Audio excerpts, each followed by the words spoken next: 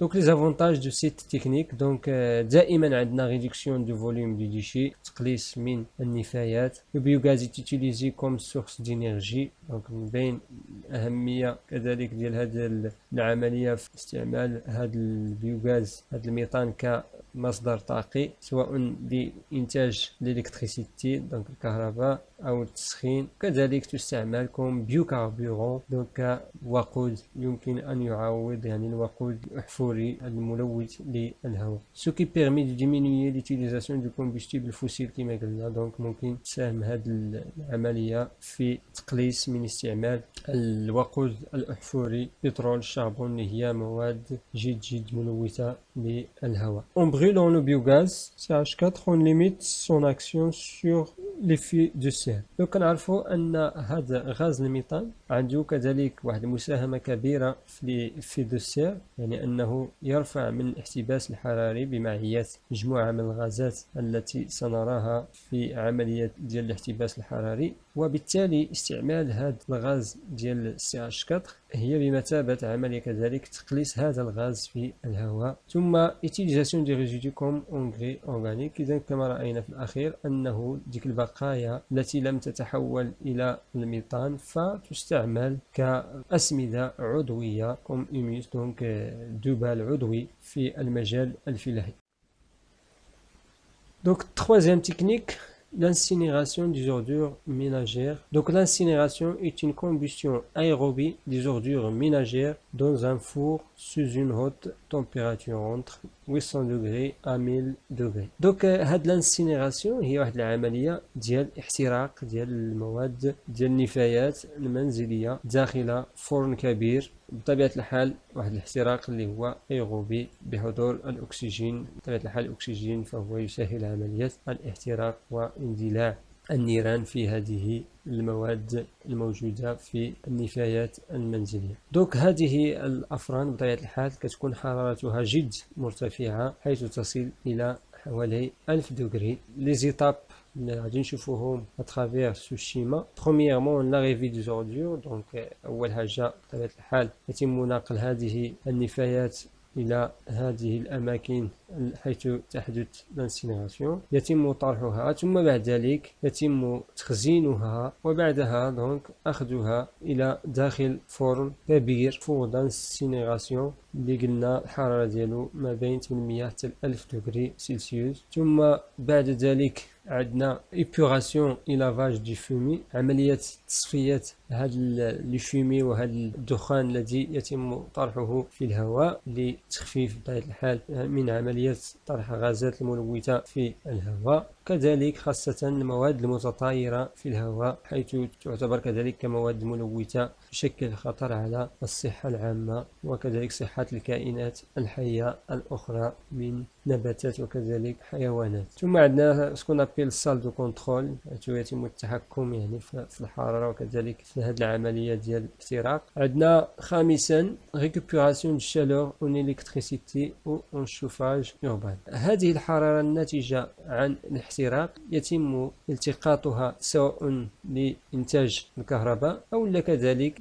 لإنتاج حرارة وبالتالي تسخين بالنسبة للبيوت والمنازل الموجودة في المدينة حيث توجد محطات حرق هذه النفايات. دونك هذه الحرارة بطبيعة الحال يتم التقاطها من طرف ليزالتيرناتور أو المولدات تعمل على تحويلها إلى طاقة كما قلنا. ثم لي فيمي إيبوري ريسبكتون لا ريغلومونطاسيون. دونك كما قلنا فبعد عملية إيبوراسيون اللي كنديرو هنايا ديال لي فيمي يتم تنقيتها من أجل الحصول على دخان يحترم يعني المعايير الدولية وبالتالي عدم تلويث الهواء. ثم extraction des résidus du fumée vers une installation de stockage de déchets. دونك بطبيعة الحال فدوك البقايا التي نحصل عليها من خلال التصفية ديال هذه الأدخنة نحصل على مواد جد خطيرة سامة يتم يعني أخذها وتخزينها في أماكن خاصة حيث لا يتم تسربها إلى الهواء وتجنب يعني تأثيرها على الكائنات وعلى الوسط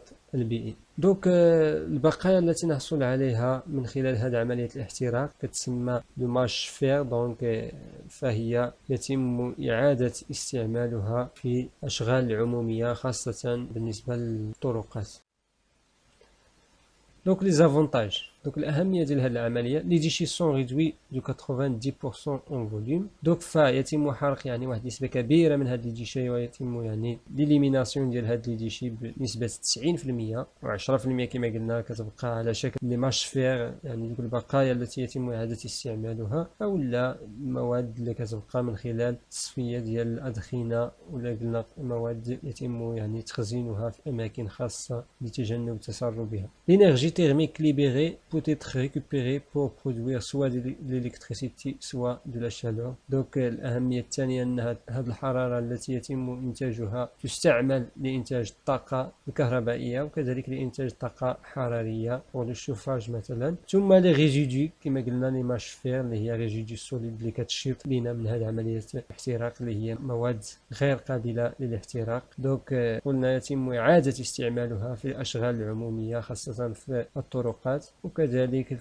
يمكن إعادة استعمالها خاصة بالمواد المعدنية الموجودة في هذه لي ريزيدو. دونك هاد العملية عندها كذلك لي زانكونفينيون ديالها، دونك السلبيات ديالها. لي فومي rejetés par les usines d'incinération contiennent des métaux lourds de la dioxine qui sont une menace pour la santé de l'homme et l'environnement. دونك هاد لي فومي اللي قلنا تطرح تحتوي على مواد كمعادن ثقيلة التي تطرح في الهواء، وبالتالي إمكانية تأثيرها على البيئة وكذلك صحة الإنسان والحيوانات، حيث يتم استنشاقها أو كذلك يتم طرحها في أماكن فلاحية وإعادة امتصاصها من طرف النباتات. يمكن أن تستمر يعني في السلسلة الغذائية وتأثير على هذه التوازنات البيئية. ثم هناك كذلك مواد سامة كالديوكسين كذلك اللي هو مادة يمكن استنشاقها كذلك وتأثير على صحة الإنسان وصحة الحيوانات كذلك. Mais les nouvelles usines d'incinération sont dotées de nouvelles techniques de dépoussiérage, de lavage et de filtration du fumier. Les résidus toxiques récupérés de ces fumées seront ستوكي. دوك بطبيعة الحال حاليا هناك تقنيات أكثر تطورا تصفية ديال هذه الأدخنة التي يتم طرحها، وبالتالي تقليص هذه المواد التي تسبب هذه المشاكل الصحية وكذلك المشاكل البيئية، حيث يتم كما قلنا استخراج كمية مهمة من هذه المواد السامة من هذا الفومي وتخزينها كما قلنا في أماكن خاصة لتجنب تسربها إلى الوسط البيئي. Quatrièmement, enfouissement دي ديشي. دونك العملية الأخرى يعني التي يمكن استعمالها هي l'enfouissement وطمر النفايات في التربة. L'enfouissement des déchets, c'est le stockage des déchets non dangereux dans des décharges contrôlées. Il concerne les déchets ultimes, c'est-à-dire impossible à recycler ou valoriser. دونك خلال هذه العملية يتم تخزين دي ديشي اللي هي non recyclable أو لا non valorisable، يعني نفايات التي لا يمكن إعادة استعمالها أو تدويرها أو يعني الاستفادة منها مرة أخرى. كنهضروا على لي ديشي ultime، يعني لا يمكن دونك impossible à recycler ou à valoriser. دونك هاد العملية تتم في مطارح مراقبة bien contrôlée، وهاد لي ديشي كذلك ستكون دي ديشي non dangereux، تكونش مواد التي يعني يمكن أن تتسرب وتشكل خطر على الوسط البيئي. إذن فهي في الغالب كتكون دي ديشي غنية بمواد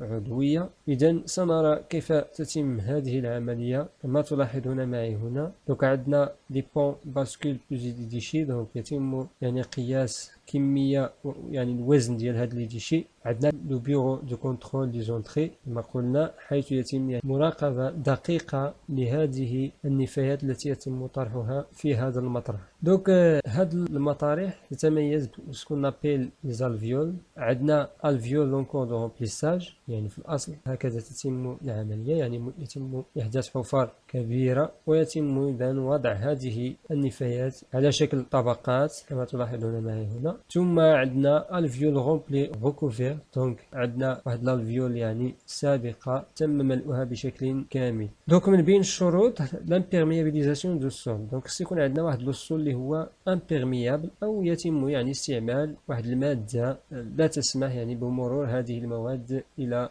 الفرشة المائية كاستعمال مثلا مواد بلاستيكية. دونك عندنا هنا récupération de l'exivia pour épuration. بالنسبة للمواد السائلة الناتجة عن عصر هذه النفايات كتسمى ليكسيفيا، يتم يعني أخذها من خلال قنوات خاصة، وبالتالي تجنب تسربها إلى الفرشة المائية. ويفضل كذلك أن تكون عندنا يعني الطبقات الموجودة في الأسفل طبقات غير نافذة، يعني لا تسمح بمرور هذه المواد السائلة إلى الفرشاة المائية التي يمكن أن تتواجد بهذه المنطقة. دوك كما تلاحظون كذلك من بين امتيازات ديال هذه العملية أننا يمكن إنتاج البيوغاز كما رأينا سابقا، كذلك من خلال عمليات التقاط من هذه النفايات غاز الميثان الذي يستعمل من أجل إنتاج سواء الطاقة أو كذلك كما قلت ce qu'on appelle biocarburant. Donc, les centres de stockage sont constitués d'unités de stockage appelées alvéoles كما رأينا، عبارة عن حفر كبيرة يتم حفرها ثم يتم طمر هذه النفايات على شكل طبقات أفقية كما يحدث أثناء ترسب الرواسب يعني في بشكل طبيعي. Celles-ci sont équipées d'un dispositif d'étanchéification afin d'éviter la contamination du sous-sol et des nappes phréatiques. Donc كما قلنا يتم استعمال مواد لا تسمح يعني بتسرب المواد الموجودة في هذه الديشي إلى باطن الأرض، وبالتالي منع تلويث الفرشة المائية. Un réseau de drain permet également l'évacuation de l'exivia. إذا كما شفنا l'exivia يعني كنستعملوا قنوات للتخلص من هذه l'exivia واستخراجها لواحد الحوض حيث يتم معالجتها وتجنب كما قلنا تسربها إلى باطن الأرض. Une fois pleines, les alvéoles sont fermées avec une couverture étanche. Donc كما شفنا في الالفيول السابقة اللي هي تم يعني ملؤها، يعني يتم تغطيتها، وكما قلنا يمكن استعمال قنوات لالتقاط غاز الميثان ونابيل بيوغاز من خلال هذه العملية. دوك تحدثنا عن الليكسيفيا، قلنا أنها مادة سائلة تنتج عن هذه النفايات. دونك سيتان ليكيد شارجي دو سبستانس بوليونت، بطبيعة الحال عبارة عن عصير للنفايات. دونك فهو يكون يعني غني بهذه المواد الملوثة سواء أورغانيك كذلك إنورغانيك وجيرم باثوجين كذلك. دونك كمواد عضوية ومواد غير عضوية معدنية، يعني جميع أنواع المعادن الثقيلة كنلقاوها في هذه الليكسيفيا، ثم كذلك متعديات ممرضة بكتيريا وفيروسات يعني يمكن أن تتواجد بهذه الليكسيفيا. Il se forme suite au passage de l'eau à travers un matériau polié déchiménagé. دونك كما قلنا فالمصدر ديال هذه الليكسيفيا هو ذاك السائل الذي يخرج من هذه الديشي، دونك من خلال مرور الماء عبر هذه الديشي يتم غسل هذه النفايات واستخراج هذه المادة السائلة اللي هي ليكسيفيا. دونك هنا نتحدث عن عصير النفايات اللي هي واحد المادة جد سامة. Donc, merci pour votre attention, mes chers élèves, et à très bientôt avec la troisième partie de ce chapitre. N'oubliez pas de liker, partager et surtout d'abonner. À bientôt.